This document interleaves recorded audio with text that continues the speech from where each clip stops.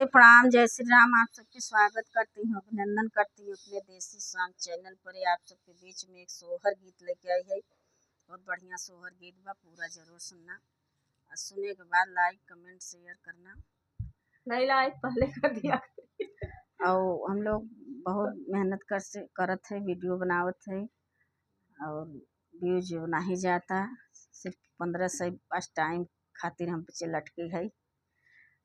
मदद करना, शेयर करना, प्लीज गाने को पूरा जरूर सुनना। मत करना। आप सबकी मदद की ज़रूरत है। और कुछ ही घंटे शेष हैं, आप लोग पूरा देखेंगे तो वॉच टाइम कंप्लीट हो जाएगा। पुरानी सोहर गीत लेके आई हूँ, पूरा जरूर सुनना। नए लोग चैनल को सब्सक्राइब करते रहें और कमेंट करके बताएं सोहर गीत कैसा लगा।